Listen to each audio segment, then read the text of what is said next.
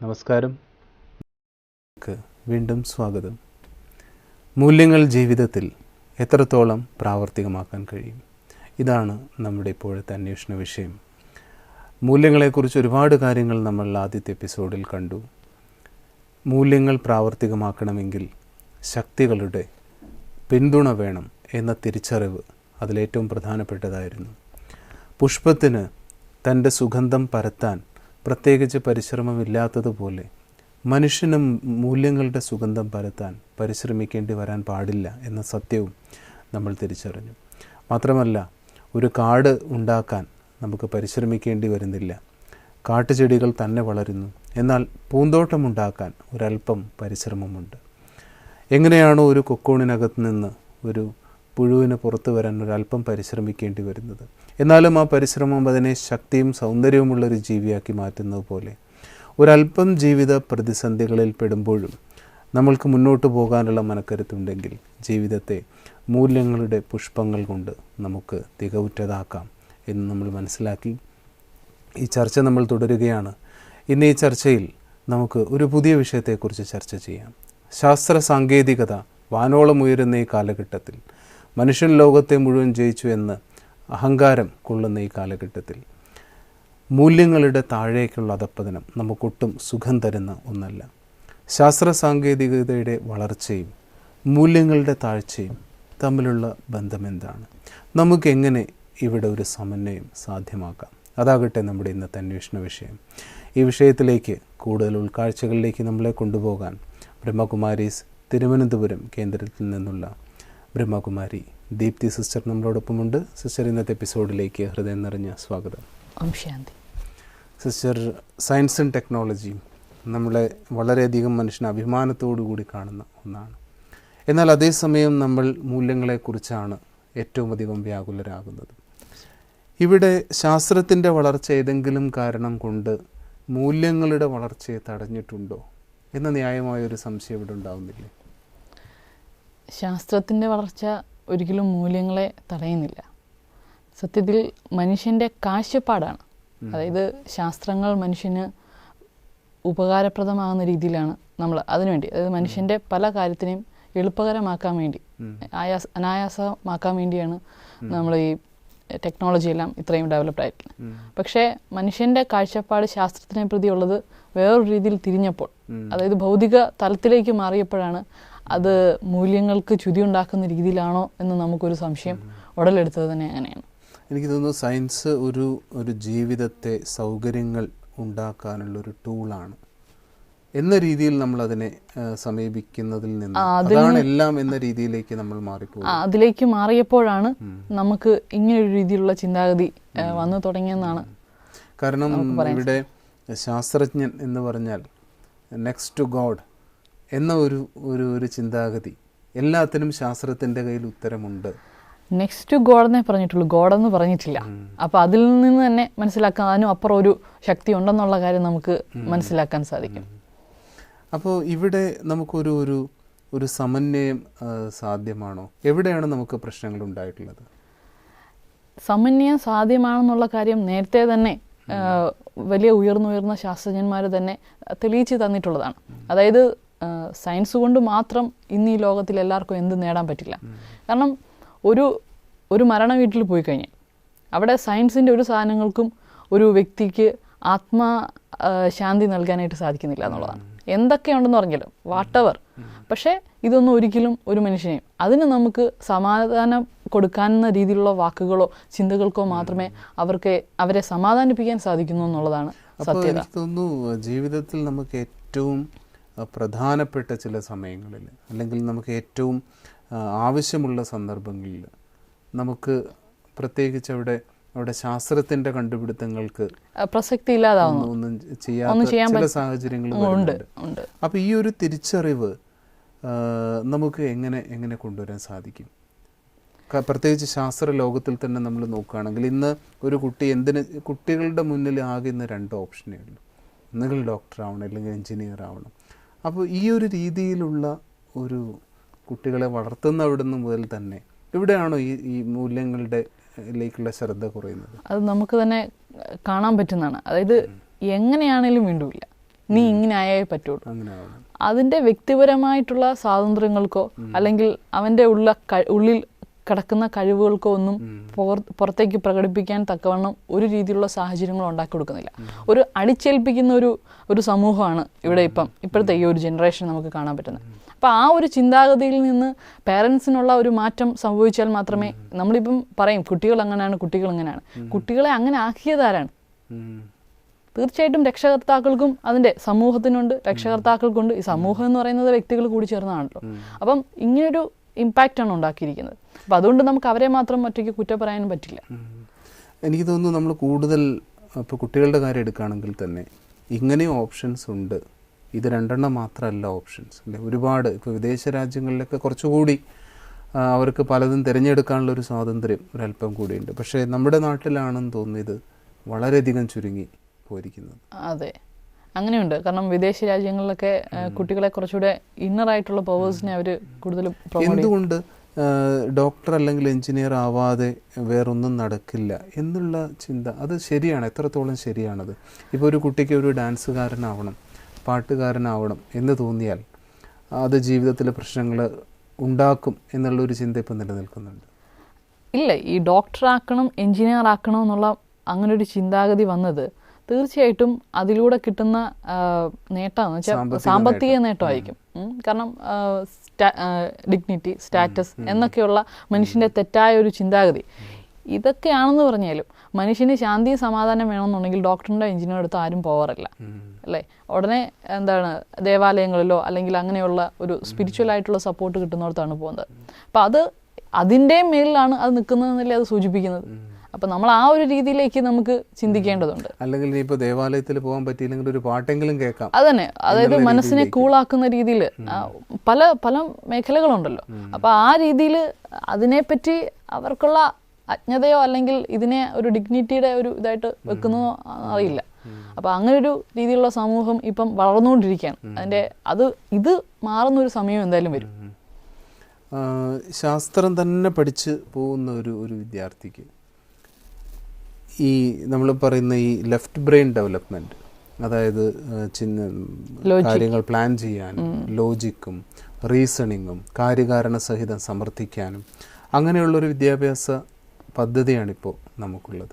അപ്പോൾ അതുകൊണ്ട് ഈ ഒരു ഭാഗം, ഒരു റൈറ്റ് ബ്രെയിൻ, ഒരു മാനസികമായ സന്തോഷം അല്ലെങ്കിൽ മാനസികമായ സുഖം, അതിലേക്കുള്ള ശ്രദ്ധ ഈ വിദ്യാഭ്യാസ പദ്ധതിയിൽ തന്നെ നമുക്ക് ഇവിടെ ഒരു പ്രശ്നം കാണുന്നുണ്ട്. അതായത് ഇപ്പം ഹൈടെക് കള്ളന്മാരുടെ യുഗമാണ് ഇപ്പം. അതെ, ഇവരെല്ലാം വെൽ എഡ്യൂക്കേറ്റഡ് ആണ്. IIT പഠിച്ചിറങ്ങിയവർ വരെയുണ്ട്. ഇന്റർനെറ്റ് ലോകം നേരിട്ടുകൊണ്ടിരിക്കുന്ന ഒരു പ്രശ്നമാണ് ഈ ഹാക്കേഴ്സ്. ഏറ്റവും പ്രൊട്ടക്റ്റഡ് ആയിട്ടുള്ള മെയിൽസ് അങ്ങനെ വരെ ഹാക്ക് ചെയ്യപ്പെടുന്നുണ്ട്. ഇതൊരിക്കലും ഒരു സാധാരണപ്പെട്ട വിവരമില്ലാത്ത ഒരാൾക്ക് ചെയ്യാൻ പറ്റുന്ന കാര്യമല്ല. അപ്പോൾ വിദ്യാഭ്യാസം എല്ലാം ആകുന്നില്ല. അവിടെയാണ് നമുക്ക് യഥാർത്ഥത്തിലുള്ള മൂല്യച്യുതി ഏത് രീതിയിലാണ് സംഭവിച്ചതെന്നുള്ള മനസ്സിലാകുന്നത്. അപ്പോൾ ഇന്ന് പോലീസുകാരൻ വീട്ടിൽ വരുമ്പോഴാണ് എൻ്റെ മോൻ ഇന്നതാണ് ചെയ്തുകൊണ്ടിരിക്കുന്നത് എന്നുള്ള കാര്യം അച്ഛനും അമ്മയും അറിയുന്ന ഒരു അവസ്ഥയാണ്. അതുവരെ അവരെ പ്രതി ഭയങ്കര സംഭവമാണെന്നുള്ള രീതിയിൽ വെച്ചുകൊണ്ടിരിക്കും. അപ്പോൾ ഇങ്ങനൊരു സമൂഹമാണ് ഈ വിദ്യാഭ്യാസത്തിലൂടെ ഇന്ന് നമ്മൾ, എല്ലാ വിദ്യാഭ്യാസവും അങ്ങനെയാണെന്ന് പറയുന്നില്ല, ഒരു സമൂഹം ഇങ്ങനെയും ക്രിയേറ്റ് ചെയ്യപ്പെടുന്നുണ്ട്. അപ്പം അത് ഭൗതികതയ്ക്ക് പിന്നാലെ പോകുന്നത് കൊണ്ട്, അതായത് മൂല്യങ്ങൾ നഷ്ടപ്പെടുന്നതുകൊണ്ടാണ് ഇങ്ങനൊരു ലെവലിലേക്ക് അവർ പോയിക്കൊണ്ടിരിക്കുന്നത്. അപ്പം അത് വളരെ ഡേഞ്ചർ ആയിട്ടുള്ളൊരു ഇതിൽ നമുക്ക് ഇപ്പോൾ വിദ്യാർത്ഥികളുടെ കാര്യം തന്നെ എടുക്കാം. ഇപ്പം എന്തായാലും പരീക്ഷയ്ക്ക് പഠിക്കണം, ശാസ്ത്രത്തിൻ്റെ വിഷയങ്ങൾ പഠിക്കണം, അതിൻ്റെ ഒപ്പം മറ്റ് കാര്യങ്ങളും പഠിക്കണം. പക്ഷേ മൂല്യങ്ങൾ പഠിക്കണം. മൂല്യങ്ങളാണ് ജീവിതത്തിൽ എന്നെ മുന്നോട്ട് കൊണ്ടുപോകുന്നത് എന്നുള്ള ചിന്താഗതി നമുക്ക് എവിടെ നിന്ന് ആരംഭിക്കാൻ സാധിക്കും? നമുക്കൊരു കൂട്ടായ പരിശ്രമത്തിലൂടെ മാത്രമേ ഇങ്ങനെയൊരു വിദ്യാഭ്യാസ രീതിയിൽ ഏതാണ്ട് ഇപ്പം അങ്ങനെ ആയി തുടങ്ങിയിട്ടുണ്ട്. കാരണം പല സർവേയും അതായത് കുട്ടികളുടെ പോക്ക് ശരിയല്ല എന്നുള്ള കാര്യം കണ്ടുപിടിച്ച് കഴിഞ്ഞിരിക്കുകയാണ്. ഇനി ഏത് രീതിയിൽ ഇതിനെ ചേഞ്ച് ആക്കാം എന്നുള്ളൊരു ചിന്ത പലരിലും ഉൽപ്പന്നമായി തുടങ്ങിയിട്ടുണ്ട്. അപ്പോൾ ഇങ്ങനൊരു അവസ്ഥയുടെ എല്ലാത്തിൻ്റെ ഒരു കൂട്ടായ്മയിലൂടെ നമുക്ക് തീർച്ചയായിട്ടും ഇങ്ങനൊരു സമൂഹത്തെ ഇനി വരുന്ന തലമുറയ്ക്കെങ്കിലും അങ്ങനൊരു അവയർനെസ് കൊടുത്ത് നമുക്ക് കൊണ്ടുവരാൻ തീർച്ചയായിട്ടും എല്ലാവരും കൂടെ പരിശ്രമിച്ചാൽ അത് വലിയൊരു കാര്യമേ അല്ല. വലിയ കൺട്രീസിൽ അവർ അണ്ടർഗ്രൗണ്ടിൽ വർഷങ്ങളോളം സയൻറ്റിസ്റ്റിനെ ഇരുത്തി ഓരോ പല കണ്ടുപിടുത്തങ്ങൾക്കും വേണ്ടി അവരെ അതിനുവേണ്ടി നിയോഗിച്ച് അവർക്ക് ഏകാന്തത കൊടുക്കാറുണ്ട്. അപ്പോൾ ഇതിലൂടെ മനസ്സിലാക്കാൻ പറ്റുന്നത് സയൻസിൻ്റെ ബേസും എന്താണ്? ഏകാഗ്രതയാണ്. ഏകാഗ്രത അന്തർമുഖതയിലൂടെ ഉൽപ്പന്നമാകുന്ന ഒരു അവസ്ഥയാണ് ഏകാഗ്രത എന്ന് പറഞ്ഞാൽ. ഈ അന്തർമുഖത എന്ന് പറഞ്ഞാൽ അത് സ്പിരിച്വൽ ആയിട്ടുള്ള ഓരോരുത്തരുടെ ഇന്നർ പവറാണ്. നമ്മളിപ്പോൾ കാണുന്നത് ഇപ്പോൾ ഒരു മനുഷ്യൻ്റെ ശരീരത്തിൽ കീറി മുറിച്ച് നോക്കിക്കഴിഞ്ഞാൽ കിഡ്നി എവിടെ, ലിവർ എവിടെ, ബാക്കി ഹൃദയം എവിടെയാണ് എന്നൊക്കെയുള്ള കാര്യങ്ങൾ നമുക്ക് കണ്ടുപിടിക്കാൻ പറ്റും. പക്ഷേ ഈ പറഞ്ഞ പവേഴ്സ് ഈ ഒരു സയൻസാണ്, സ്പിരിച്വൽ സയൻസിലൂടെ ഇന്നർ പവേഴ്സിനെയാണ് നമുക്ക് അറിയാൻ പറ്റുന്നത്. അപ്പോൾ അത് കൂട്ടണമെന്നുണ്ടെങ്കിൽ ഇതിപ്പോൾ സയൻസ് എന്ന് പറഞ്ഞാൽ എല്ലാം ആണെന്ന് പറയാൻ പറ്റില്ല. സയൻസിനും സ്പിരിച്വാലിറ്റിയുടെ, അതായത് നമ്മുടെ ഇന്നർ പവറിൻ്റെ, അങ്ങനെ ഞാൻ പറയാം, അത് സ്പിരിച്വാലിറ്റി ഇന്നർ പവർ എന്ന് പറയാം. ആ ഇന്നർ പവറിൻ്റെ ഒരു സപ്പോർട്ടോടെ ഉണ്ടെങ്കിൽ മാത്രമേ ഈ സയൻസിനും അതിൻ്റെ ഉന്നത തലത്തിലേക്ക് എത്തിച്ചേരാൻ സാധിക്കത്തുള്ളൂ. അതിപ്പം വലിയ വലിയ സയൻറ്റിസ്റ്റ് ആണെങ്കിലും അവർക്കൊരു മെഡിറ്റേഷൻ്റെ തലം അവർ പറയുന്നുണ്ട്. അപ്പോൾ ശരിക്കും നമുക്ക് ഈ ആധ്യാത്മിക മൂല്യങ്ങൾ, ഇപ്പം നേരത്തെ പറഞ്ഞ പോലെ ഏകാഗ്രത, ഇത് ഇപ്പോൾ നേരത്തെ പറഞ്ഞു അതിനു വേണ്ടി ഭൂമിയുടെ അടിയിൽ പോയിരുന്ന ഏകാഗ്രതയ്ക്ക് വേണ്ടിയിട്ട് നമ്മൾ അതിനു വേണ്ടി കഷ്ടപ്പെടുന്നു, അല്ലെങ്കിൽ ആ ഒരു തലം ഉണ്ടാക്കാൻ വേണ്ടിയിട്ട്. ഇത് ഒരു സാധാരണ ജീവിതത്തിലേക്ക്, ഇപ്പോൾ ഒരു ശാസ്ത്ര വിദ്യാർത്ഥിയുടെ കാര്യം എടുക്കാം. അപ്പോൾ ശാസ്ത്ര വിദ്യാർത്ഥിക്ക് ഇപ്പോൾ അങ്ങനെ ഒരു അണ്ടർഗ്രൗണ്ടിൽ പോകേണ്ട ആവശ്യം പ്രാക്ടിക്കലായിട്ടില്ല. പക്ഷേ അദ്ദേഹത്തിന് ഇത് ചെയ്തുകൊണ്ടിരിക്കുമ്പോൾ അപ്പോഴും ശാന്തമായിട്ട് ചെയ്യാൻ, പിരിമുറുക്കങ്ങളില്ലാതെ ചെയ്യാൻ, എന്ത് കണ്ടുപിടിക്കുകയാണെങ്കിലും, ശാസ്ത്രത്തിൻ്റെ ഏത് അന്വേഷണമാണെങ്കിലും പിരിമുറുക്കങ്ങളില്ലാതെ ചെയ്യുന്ന ഒരവസ്ഥ ഉണ്ടോ? ഇതിനെ ബാലൻസ് ചെയ്ത് കൊണ്ടുപോകാൻ നമുക്ക് സാധിക്കുമോ? ഉണ്ട്, ഈസി ആയിട്ടുണ്ട്. അത് പക്ഷേ നമുക്ക് അറിയില്ല എന്നേ ഉള്ളൂ. അറിയാത്തത് കൊണ്ടാണ് ഓരോരോ, അത് അവരറിഞ്ഞുകൊണ്ട് ചെയ്യുന്നതല്ല. ഇങ്ങനൊരു അണ്ടർഗ്രൗണ്ടിൽ വേറൊന്നുമായിട്ട് ടച്ച് ഇല്ലാതെ ഇരുന്ന് കഴിഞ്ഞാൽ ഇങ്ങനെ ഒരു ഇത് ഉണ്ടാകുന്നുള്ള കോൺഷ്യസോട് കൂടി ചെയ്യുന്നതല്ല. അവരുടെ ഒരു പ്രത്യേക കാര്യത്തിന് വേണ്ടി അവർ അത് വിധിക്കപ്പെട്ടു എന്നുള്ളതേ ഉള്ളൂ. സത്യത്തിൽ വളരെ സിമ്പിളായിട്ട് നമ്മളിപ്പം മെഡിറ്റേഷൻ പഠിപ്പിക്കുന്ന ഒരു ഇൻസ്റ്റിറ്റ്യൂഷനാണ്. അപ്പോൾ ഇതിൽ നമ്മൾ സിമ്പിളായിട്ട് ഇപ്പം നടക്കുമ്പോഴും ഇരിക്കുമ്പോഴും എല്ലാം നമ്മൾ ആ ഒരു മെഡിറ്റേഷൻ തലത്തിലെത്തുമ്പോൾ നമ്മൾ ചെയ്യുന്ന ഓരോ കാര്യത്തിനും അതിൻ്റേതായിട്ടുള്ള പൂർണ്ണത, അതാണ് നമ്മൾ ഇവിടുത്തെ ഈ മെഡിറ്റേഷൻ കൊണ്ട് തന്നെ ഉദ്ദേശിക്കുന്നത്. അപ്പോൾ അത് സാധിച്ചെടുക്കാൻ സാധിക്കും. പൂർണ്ണമായിട്ട് കാര്യങ്ങൾ ചെയ്യാം, അതെ, പൂർണ്ണതയോടുകൂടി ചെയ്യാം. കാരണം ശാസ്ത്രവും നമ്മൾ നോക്കുന്നിടത്തോളം പെർഫെക്ഷനാണ് ഉദ്ദേശിക്കുന്നത്. അപ്പോൾ ശരിക്കും പറഞ്ഞാൽ നമുക്ക് ഈ നേരത്തെ പറഞ്ഞ പോലെ സ്പിരിച്വൽ സയൻസ് എന്ന് പറഞ്ഞു. പക്ഷെ അവിടെ വേറൊരു സംശയം എന്താണെന്ന് വെച്ചാൽ, ശാസ്ത്രത്തിന് ഇന്ന 2 സാധനങ്ങൾ ചേർത്താൽ മൂന്നാമത് കിട്ടും എന്ന് കണ്ടുപിടിച്ചാൽ ആര് എവിടെ അത് ചേർത്താലും അതേ സാധനം തന്നെ കിട്ടും. അതേപോലെ ഒരു സാമ്യത നമുക്ക് മൂല്യങ്ങളുടെ കാര്യത്തിൽ, ആധ്യാത്മികതയിൽ നമുക്ക് കണ്ടെത്താൻ സാധിക്കും എന്ന് പറയാൻ കാരണം, അതായത് മൂല്യങ്ങളും ഇമോഷനും ഇതെല്ലാമായിട്ട് ബന്ധപ്പെട്ടിരിക്കണം. ഇപ്പം നമ്മൾ പറയുകയാണ്, ഇപ്പം ഫ്ലവേഴ്സ് അത് കാണാൻ പറ്റുന്ന സാധനം, അതുകൊണ്ട് നമ്മൾ വിശ്വസിക്കുന്നു. അതേപോലെ നമ്മളിപ്പോൾ ചോദിക്കാം തോട്ട്സിനെ പറ്റി, എല്ലാവരും ചിന്തിക്കുന്നവരാണ്. ഇതെവിടെ, എങ്ങനെ, എപ്പോൾ ഉണ്ടായി എന്ന് വെച്ച് എൻ്റെ അടുത്തൊരു ഡോക്ടർ വന്നിട്ട് ഞാൻ ചോദിച്ചു, ഡോക്ടറെ എനിക്കൊന്ന് പറഞ്ഞു തരുമോ ഈ തോട്ട് അല്ലെങ്കിൽ മൈൻഡിൻ്റെ കറക്റ്റ് പൊസിഷൻ എവിടെയാണെന്ന് പറയാൻ ചോദിച്ചു. അവർക്കൊന്നും പറയാൻ പറ്റിയില്ല. കാരണം ചിലതിന് നമ്മൾ ചില എക്സ്പെരിമെൻ്റ് ഇല്ലാതെ തന്നെ വിശ്വസിക്കേണ്ട ചില സാഹചര്യങ്ങൾ വരുന്നുണ്ട്. അപ്പം തോട്ടില്ല അല്ലെങ്കിൽ മനസ്സില്ലെന്ന് ഇവിടെ ആർക്ക് പറയാൻ പറ്റും? എല്ലാവരും മനസ്സിൽ ചിന്തിച്ചുകൊണ്ടിരിക്കണം അല്ലേ? എത്രയോ നാളത്തെ കാര്യങ്ങൾ വരെ നമ്മൾ മെമ്മറിയിലെടുത്ത് ചിന്തിച്ചുകൊണ്ട് അതിനെ വ്യക്തമായിട്ട് പറഞ്ഞു കൊടുക്കുന്നുണ്ട്. അപ്പോൾ ഇങ്ങനൊരു സംഭവം ഉള്ളത് തന്നെയാണ്. ഇതിന് പ്രത്യേകിച്ച് എക്സ്പെരിമെൻ്റ് ഇല്ലാതെ വിശ്വസിക്കുമെന്ന് അതിൽ പറയാൻ പോലും പറ്റാത്തൊരു സാഹചര്യമാണ്. അപ്പം ഈ ഒരു പവർ, തോട്ടിൻ്റെ പവറിലൂടെ മറ്റ് ഗുണങ്ങളുടെയും എല്ലാം കോറിലേറ്റഡ് ആയിട്ട് കിടക്കുകയാണ്.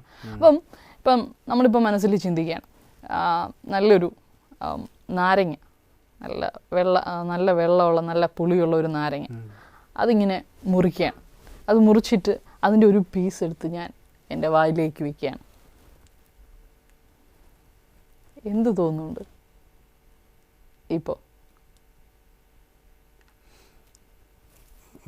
വായിൽ വെള്ളം വരും അല്ലേ?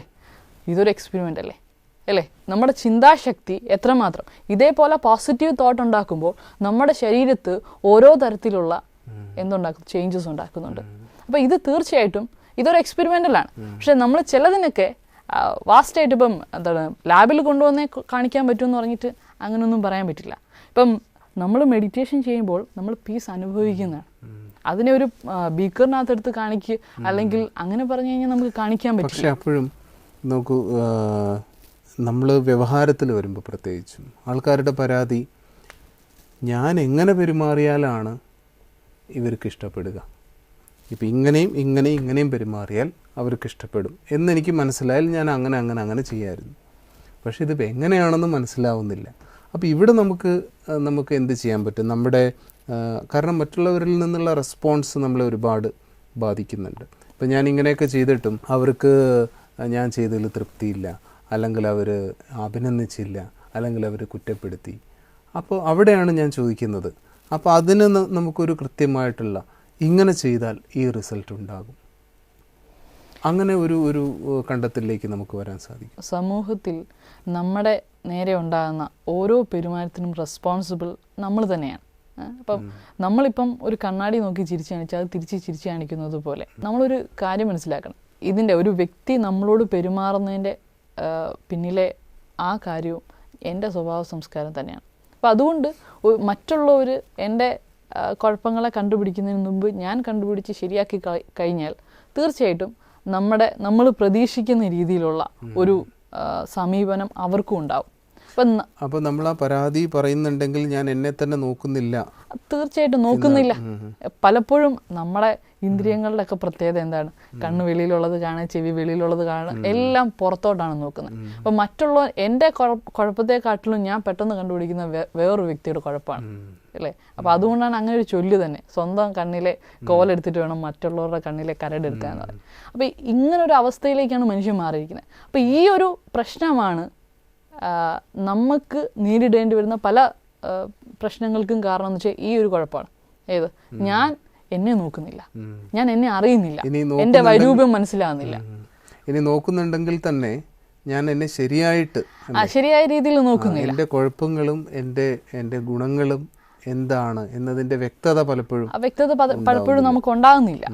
അതുകൊണ്ടാണ് എല്ലാ കുഴപ്പങ്ങൾക്കും കാരണം. ഇത് ഞാൻ എന്നെ മനസ്സിലാക്കിയത് തന്നെ ഏതാണ്ട് പല പ്രശ്നങ്ങളുടെയും സൊല്യൂഷനായി.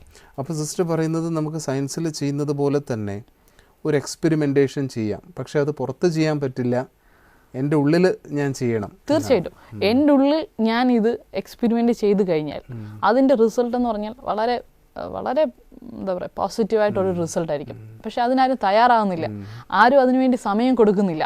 എല്ലാവരും ഓടുകയാണ്, രാവിലെ തൊട്ട് ഓടുകയാണ്. രാവിലെ ആഹാരം ഉണ്ടാക്കി കൊടുക്കുക, സ്കൂളിൽ പോവുക, അത് ചെയ്ത് തിരിച്ചു വരിക, വീണ്ടും പിറ്റേ ദിവസത്തേക്ക് റെഡിയാക്കി വെക്കുക. അപ്പോൾ ഇതിനിടയിൽ എനിക്കെന്താണ് വേണ്ടത്, എനിക്കെന്താണ് കൊടുക്കേണ്ടത്? ശരീരത്തിന് വേണ്ടിയെല്ലാം നമ്മൾ കൊടുക്കുന്നുണ്ട്, പക്ഷെ മനസ്സിന് വേണ്ടിയോ നമ്മളെ ശാന്തമാക്കി വെക്കാനോ അവിടെ നമ്മൾ മറന്നു പോവുകയാണ്. ഈ മറവിയാണ് നമ്മുടെ എല്ലാ പ്രശ്നങ്ങൾക്കും കാരണം. നമ്മളെ മനസ്സിലാക്കുന്നില്ല, നമുക്ക് വേണ്ടത് എന്താണെന്ന് കൊടുക്കുന്നില്ല.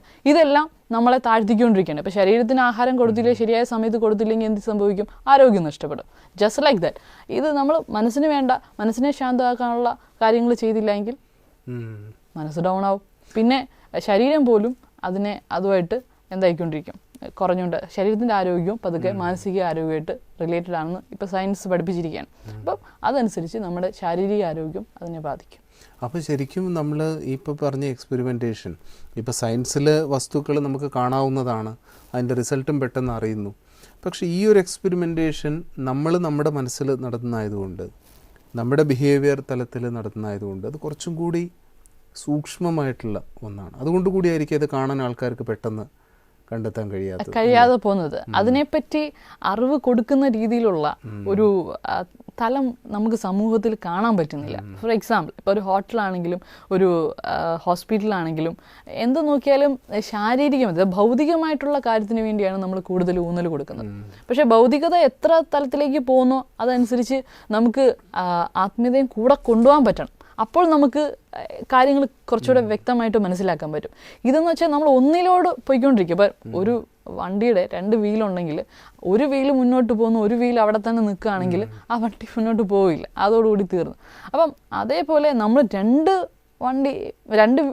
വീലിനെയും ഒരുമിച്ച് കൊണ്ടുപോകാനായിട്ടുള്ളൊരു ശ്രമം നടത്തി കഴിഞ്ഞാൽ തീർച്ചയായിട്ടും സയൻസിൻ്റേതായിട്ടുള്ള രീതിയിൽ ഉയർന്ന ഒരു തലത്തിലെത്താനും പറ്റും. അതുപോലെ തന്നെ സ്പിരിച്വാലിറ്റിക്ക് ആ ഒരു തലത്തിൽ നമ്മുടെ ജീവിതത്തിൽ അത്രയും വിജയം നമുക്ക് എത്രമാത്രം നമ്മൾ ആഗ്രഹിക്കുന്നു അതിനപ്പുറമുള്ളൊരു വിജയം നമുക്ക് ഉണ്ടാക്കിയെടുക്കാൻ പറ്റും. പക്ഷെ എനിക്ക് തോന്നുന്നു സിസ്റ്റർ പറയുന്ന പോലെ ഇപ്പോൾ ഈ ഒരു കാഴ്ചപ്പാട് ഇപ്പോൾ ഇതൊരു ഉള്ളിലുള്ള പരീക്ഷണശാലയാണ് ആധ്യാത്മികത. പക്ഷെ നമ്മൾ പൊതുവെ ഇതിനെ അങ്ങനെ അല്ല കാണുന്നത്. ആധ്യാത്മികതയെ തന്നെ വേറൊരു രീതിയിൽ ഇത് ഈ ഉള്ളിലുള്ള ഒരു പരീക്ഷണശാലയാണെന്നോ അല്ലാതെ ഇത് പുറത്തുള്ള എന്തൊക്കെയോ കാര്യങ്ങളാണ് എന്നുള്ള ചിന്ത കൊണ്ടായിരിക്കാം ചിലപ്പോൾ ഈ ഒരു ചക്രം ഓടാതെ കിടക്കുന്നത്. അങ്ങനെയാണ്. അതായത് ആധ്യാത്മിക തലം എന്ന് പറയുമ്പോഴത്തേന് എല്ലാവരുടെയും വിചാരം അയ്യോ നമുക്ക് ഭൗതിക സുഖങ്ങളെല്ലാം വെടിയേണ്ടി വരും, നമുക്ക് ഇതിനൊന്നും ആസ്വദിക്കാൻ പറ്റില്ല.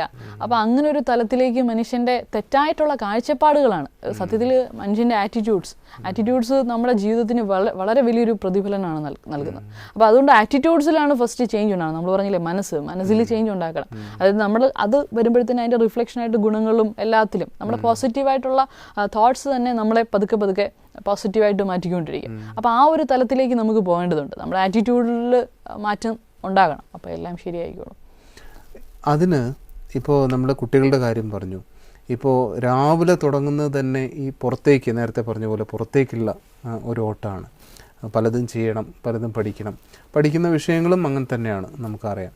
അപ്പോൾ ഈ പറഞ്ഞ പോലെ അത് പിന്നീട് അത് ലൈഫിൽ അവർക്ക് തന്നെ ഒരു വൺ സൈഡ് ഡെവലപ്മെൻറ്റ് നേരത്തെ പറഞ്ഞ പോലെ ഉണ്ടായിക്കൊണ്ടിരിക്കുന്നുണ്ട്. ഇതിനെ ബാലൻസ് ചെയ്യാൻ ഇപ്പോൾ എന്താണ് നമുക്ക് പ്രാക്ടിക്കലായിട്ട് ചെയ്യാൻ സാധിക്കുക? ചെറുപ്പത്തിൽ തന്നെ അവർക്ക് മറ്റുള്ള കാര്യങ്ങൾ പറഞ്ഞു കൊടുക്കുന്നതിനോടൊപ്പം തന്നെ ഗുണങ്ങളെക്കുറിച്ചും മൂല്യങ്ങളെക്കുറിച്ചും ബോധവാനാക്കുന്ന രീതിയിൽ പേരൻസ് പെരുമാറി തുടങ്ങുക. സ്കൂളിൽ അതിൻ്റെ പ്രാക്ടിക്കൽ സൈഡിലുള്ള അതിൻ്റെ എഫക്ട്സ് ഇതിനെക്കുറിച്ച് പറഞ്ഞു കൊടുക്കുക. അപ്പം ഇങ്ങനൊരു വിദ്യാഭ്യാസ രീതി തന്നെ, അങ്ങനെയുള്ള വിദ്യാഭ്യാസ രീതി സ്കൂളുകളിൽ പ്രൊമോട്ട് ചെയ്തില്ലെങ്കിൽ പോലും വീടുകളിലൂടെ, കാരണം സ്കൂളുകളിൽ പ്രൊമോട്ട് ചെയ്യാൻ നമ്മൾ പറയുമ്പോൾ തന്നെ നമ്മുടെ ഇതിൽ ഒതുങ്ങുന്ന ഒരു കാര്യമില്ല. അറ്റ്ലീസ്റ്റ് ഇൻഡിവിജ്വലായിട്ട് അതന്നെ. അതായത് ഈ പറഞ്ഞ പോലെ വീടുകളിൽ തന്നെ അച്ഛനും അമ്മയും അവർക്ക് വേണ്ട വിധത്തിൽ ആ രീതിയിലുള്ള ഒരു കെയർ അങ്ങനെയുള്ള ഒരു രീതിയിൽ കൊടുത്തു കഴിഞ്ഞാൽ തീർച്ചയായിട്ടും അവർക്ക് ആ ചെറുപ്പത്തിലെ തന്നെ ആ മൂല്യബോധം അവർക്കുള്ളിൽ വളരുകയും ചെയ്യും. അങ്ങനെ ഒരു നല്ലൊരു ഡെവലപ്ഡ് ആയിട്ടുള്ള ഒരു സമൂഹത്തെ നമുക്ക് വാർത്തെടുക്കാനും സാധിക്കും. ഇപ്പം നമ്മൾ ഇത് കണ്ടുകൊണ്ടിരിക്കുന്ന കുട്ടികളുടെ കാര്യം എടുക്കാം. അവർക്ക് വേണ്ടിയിട്ട് ഈ രണ്ട് ചക്രങ്ങളും ഒന്നിച്ച് കൊണ്ടുപോകാനുള്ള ഒരു ദിനചര്യ, ഒരു ടൈം ടേബിള് പ്രപ്പോസ് ചെയ്യുകയാണെങ്കിൽ അതെന്തായിരിക്കും? കുട്ടികൾ അത് രാവിലെ എഴുന്നേൽക്കുമ്പോൾ പറയാറുണ്ട് ബ്രഹ്മ മുഹൂർത്തം വളരെ പോസിറ്റീവായിട്ടുള്ള ഒരു എനർജി. അതായത് ഏതാണ്ട് നേച്ചറിലെ തന്നെ ഒരു പോസിറ്റീവ് എനർജി പ്രൊഡ്യൂസ് ചെയ്യുന്ന സമയമാണ് ഈ ബ്രഹ്മ മുഹൂർത്തം എന്ന് പറയുന്നത്. നമ്മളങ്ങനെ പറയുന്നതേ ഉള്ളൂ. എന്തായാലും ആ വെളുപ്പാൻ സമയം, ആ സമയത്ത് എഴുന്നേൽക്കുകയും പഠിക്കുകയും പിന്നെ കുറച്ചു നേരം ശാന്തമായിരിക്കും. നമുക്കതിനെ ഓരോ ധർമ്മത്തിലുള്ളൊരു ആ രീതിയിൽ പ്രാർത്ഥന എന്ന് പറയാം, അല്ലെങ്കിൽ അത് ഓരോരുത്തരുടെ വിശ്വാസം ഓരോന്നല്ലേ. അപ്പം അങ്ങനെ കുറച്ചു നേരം ശാന്തമായിട്ടിരിക്കുക.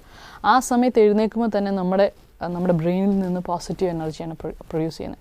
അപ്പം പിന്നീട് കാര്യങ്ങൾ പഠിക്കുകയും പിന്നെ മാതാപിതാക്കളെ ബഹുമാനിക്കുകയും അതുപോലെ തന്നെ ഓരോരോ പഠിക്കുന്ന കാര്യങ്ങൾ പഠിപ്പിക്കുക, നമ്മുടെ ഗുരുക്കന്മാരെ ബഹുമാനിക്കുക. അപ്പോൾ എല്ലാത്തിനും ഒരു ചിട്ട, അന്നുള്ള പാഠങ്ങൾ അന്നന്ന് പഠിക്കുക. അപ്പോൾ ഒരിക്കലും ടെൻഷൻ അങ്ങനെ, അപ്പം നമ്മൾ കാര്യത്തിന് ഓരോത്തിനും വ്യക്തത ഉണ്ടാകും. അപ്പം ഇങ്ങനെ വൈകുന്നേരം കിടക്കാൻ നേരത്താണെങ്കിലും ശാന്തമായി ഒരു 5 മിനിറ്റ് നേരം മെഡിറ്റേറ്റ് ചെയ്തിട്ട് കിടക്കുക. എല്ലാം ഒന്ന് വൈൻഡപ്പ് ചെയ്ത് അന്നുള്ള കാര്യങ്ങളെല്ലാം ഒന്ന് വൈൻഡപ്പ് ചെയ്ത് എല്ലാം ചെയ്യാനുള്ളതെല്ലാം നോട്ട് ചെയ്തിട്ട് ശാന്തമായി ഉറങ്ങാം. അപ്പോൾ രാവിലെ എഴുന്നേൽക്കാനാണെങ്കിലും നമുക്ക് പറ്റും. അപ്പം ഇങ്ങനെ എത്ര മണിക്ക് കിടക്കണം? നേരത്തെ കിടന്നാൽ നേരത്തെ എഴുന്നേക്കാം. ഇന്നത്തെ സമൂഹത്തിലെ പിള്ളേർ മുഴുവൻ 12, 1 മണി, 2 മണി വരെ ഇരുന്ന് പഠിച്ചിട്ട് രാവിലെ 8 മണിക്ക് എഴുന്നേൽക്കുന്ന ഒരു സംസ്കാരമാണ്. അപ്പോൾ അത് മാറ്റിക്കഴിഞ്ഞാൽ ഒത്തിരി വ്യത്യാസം വരും. കാരണം അതൊരു നെഗറ്റീവായിട്ടുള്ള ഒരു സമയമാണ് ഈ രാത്രി എന്ന് പറയുന്നത്. അപ്പം അതിനേക്കാളും ശുഭമായിട്ടുള്ള സമയം അത് രാവിലത്തെ സമയമാണ്. അതുകൊണ്ട് ആ സമയത്ത് ചെയ്യുന്നതിന് കൂടുതൽ ഇമ്പാക്റ്റ് ഉണ്ടാവും. അപ്പോൾ 10 മിനിറ്റ് കൊണ്ട് ചെയ്യേണ്ട കാര്യങ്ങൾ ഒരുപക്ഷെ 1 മിനിറ്റ് 1.5 മിനിറ്റ് കൊണ്ട് നമുക്ക് അതിനെ ഗ്രാസ്പ് ചെയ്യാനുള്ള പവർ നമുക്ക് ആ സമയത്ത് പ്രൊഡ്യൂസ് ചെയ്യുന്നുണ്ട്. എനിക്ക് തോന്നുന്നു നമ്മൾ പ്രത്യേകിച്ച് നമ്മുടെ ചെറുപ്പക്കാർ ഈ ഒരു റോങ് ടൈം ടേബിളിൽ നിന്ന് മാറിയാൽ തന്നെ അവരുടെ എനർജി ലെവലിൽ ഒരുപാട് മാറ്റം ഉണ്ടാവുമെന്ന് തോന്നുന്നു. എന്തായാലും ശാസ്ത്രത്തിൻ്റെയും ഈ സ്പിരിച്വാലിറ്റി അഥവാ വാല്യൂസിൻ്റെ ഒരു സമന്വയം, സിസ്റ്റർ പറഞ്ഞ പോലെ വളരെ 2 ചക്രങ്ങളാണ് എന്ന ഒരു കൺസെപ്റ്റ് തന്നെ. കാരണം ഇപ്പോൾ ഒരു ചക്രം മാത്രമേ ഓടുന്നുള്ളൂ എന്നതാണ് നമുക്ക് സമൂഹത്തിൽ കാണാൻ പറ്റുന്നത്. രണ്ട് ചക്രങ്ങളെയും കൂടി മുന്നോട്ട് കൊണ്ടുപോകാനുള്ള ഈ ചിന്ത തന്നെ ഒരു വ്യക്തിയെ മുന്നിലേക്ക് നയിക്കും. ഇന്നത്തെ ഈ ചർച്ചയ്ക്ക് ഇത്രയും സമയം നമ്മളോടൊപ്പം ചിലവഴിച്ചതിന് എല്ലാ പ്രേക്ഷകരുടെയും ഭാഗത്ത് നിന്ന് ഹൃദയം നിറഞ്ഞ നന്ദി. ശാസ്ത്രവും സാങ്കേതികതയും വളരെ പ്രധാനപ്പെട്ടതാണെന്ന് നമുക്കറിയാം. മനുഷ്യ ജീവിതത്തിൽ അഭിമാനമുണ്ടാക്കുന്ന എത്രയോ നേട്ടങ്ങൾ നമ്മൾ ഉണ്ടാക്കി കഴിഞ്ഞു. എന്നാൽ ഇന്ന് സമൂഹത്തിൽ കാണുന്ന അപജയം നമ്മുടെ മുമ്പിലുള്ള വലിയൊരു വിഷയം തന്നെയാണ്. ശാസ്ത്ര സാങ്കേതികത മുന്നേറട്ടെ, എന്നാൽ അതിൻ്റെ അടിസ്ഥാനമായി ജീവിതത്തിൽ മൂല്യങ്ങളുണ്ടായിരിക്കണം, ആധ്യാത്മികത ഉണ്ടായിരിക്കണം. ആധ്യാത്മികത എന്നാൽ ജീവിതത്തിലുള്ള ശാന്തിയാണ്, ഏകാഗ്രതയാണ്, ജീവിതത്തിലുള്ള ചിട്ടയാണ്. ഇതാണ് നമ്മുടെ ജീവിതത്തിന് അർത്ഥം നൽകുന്നത്. ഈ പാളത്തിൽ നിന്നുകൊണ്ട് നമുക്ക് എത്ര വേണമെങ്കിലും മുന്നേറാം എന്നുള്ള ഉൾക്കാഴ്ചയുമായി നമുക്ക് ജീവിതത്തിൽ എല്ലാ വിജയവും നേടാം. അതിനുള്ള ശക്തി നമ്മുടെ ഉള്ളിൽ തന്നെ ഉണ്ട്. അതിനെ വളർത്തിയെടുക്കേണ്ടതും നമ്മുടെ തന്നെ ഉത്തരവാദിത്തമാണ്. ആ വ്യക്തിപരമായ ഉത്തരവാദിത്തം നാം ഓരോരുത്തരും ഏറ്റെടുക്കാൻ തയ്യാറാണെങ്കിൽ ശാസ്ത്രവും ആധ്യാത്മികതയും ഒരുമിക്കുന്ന ഒരു മനോഹരമായ ഭൂമിയെ നമുക്ക് സൃഷ്ടിക്കാൻ കഴിയും. അതായിരിക്കട്ടെ നമ്മുടെ എല്ലാവരുടെയും ലക്ഷ്യം.